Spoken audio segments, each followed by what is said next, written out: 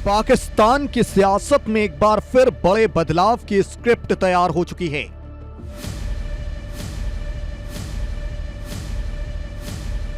खबरों की माने तो नवाज शरीफ नए साल से पहले अपने मुल्क पाकिस्तान लौट रहे हैं। 2019 से लंदन में रह रहे पाक के पूर्व पीएम नवाज शरीफ ने अब अपने मुल्क लौटने का फैसला कर लिया है।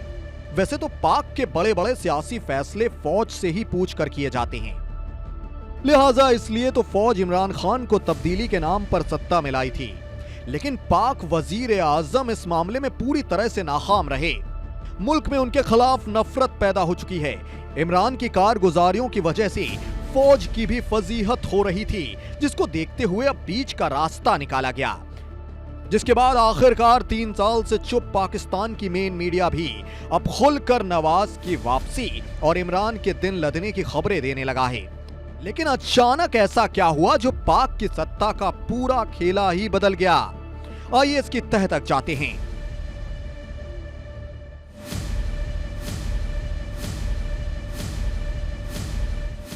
सबसे पहले यह जानना जरूरी है कि अचानक पाक के सियासी गलियारों में नवाज का जिक्र क्यों होने लगा।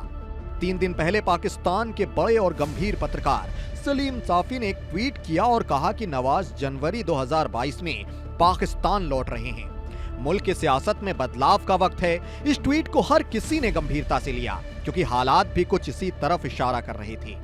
यही नहीं, बाद में एक और सीनियर जर्नलिस्ट नजम सेठी ने कहा कि सलीम साफी बिल्कुल ठीक कह रहे हैं। नवाज के मुल्क लौटने की स्क्रिप्ट पर काम 3 महीने से चल रहा है। वैसे तो हर कोई जानता है कि पाक में उल्टी गंगा बहती है, यानी जहां दुनिया भर के ज्यादातर देशों में सरकार के इशारे पर फौजें काम करती हैं, तो वहीं पाक में फौज के इशारे पर सरकार काम करती है। नवाज को भी फौज के विरोध की वजह से कुर्सी गंवानी पड़ी थी। बदलाव के तौर पर इमरान को लाया गया था। यही नहीं, उन्हें तो यू टर्न और सिलेक्टेड प्राइम मिनिस्टर तक कहा जाता है। लेकिन आखिरकार थक हार कर फौज को फिर से नवाज शरीफ की तरफ ही देखना पड़ा। अब इशारे समझें। सिर्फ 3 महीने पहले तक नवाज वीडियो कॉन्फ्रेंसिंग के जरिए आवाम से बातें कर रहे थे।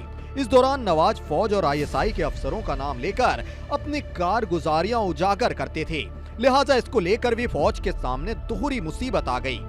पहले कि इमरान हर मोर्चे पर नाकाम हो गए, दूसरा वो कि नवाज सीधे नाम लेकर फौज पर हमले कर रहे थे, जिसके चलते मुल्क में आर्मी और आईएसआई विलन के तौर पर देखे जाने लगे। अब उसी नवाज को सत्ता में वापसी करना है। वही सवाल तो यह भी उठता है कि आखिर इमरान के विकल्प पर नवाज ही क्यों? पाकिस्तान में 2 ही बड़ी सियासी पार्टियां हैं, पाकिस्तान पीपुल्स पार्टी इमरान की, तो पाकिस्तान तहरीक इंसाफ नवाज की पार्टी मानी जाती है। पीपीपी को सिर्फ सिंध प्रांत की पार्टी माना जाता है। पीएमएलएन के मुखिया नवाज हैं। इनकी टीम में आसिफ अली, बिलावल भुट्टो जैसे नेता हैं, तो शहबाज शरीफ और बेटी मरियम नवाज जैसे, जिसने सरकार के सामने घुटने नहीं टेके। पाकिस्तान की फौज हो या सियासत, दोनों के बारे में एक बात मशहूर है कि इनमें 80 से 90% लोग पंजाब प्रांत के होते हैं। पीएमएलएन सिर्फ पंजाब ही नहीं, मुल्क के दूसरे हिस्सों में भी ताकतवर है। नवाज तो आज भी पाकिस्तान के सबसे मशहूर नेता हैं। वहीं खबरों की माने तो इमरान को जल्द ही अपनी कुर्सी छोड़नी पड़ सकती है। लिहाजा बचे हुए कार्यकाल के लिए विदेश मंत्री शाह महमूद कुरैशी को देखा जा रहा है, क्योंकि वो फौज के भी लाडले हैं। अगले साल वैसे भी जनरल इलेक्शन होने हैं। इसके बाद नवाज, शहबाज या फिर मरियम में किसी को पीएम बनाया जा सकता है। नवाज का नाम यहां भी सबसे आगे है। इसके लिए वो मुल्क लौटकर कुछ वक्त जेल में गुजारेंगे। फौज और अदालत मिलकर उनके केस खत्म करवाएंगे और फिर सत्ता में वापसी का रास्ता साफ हो जाएगा। नमस्कार, मैं हूं मानक गुप्ता।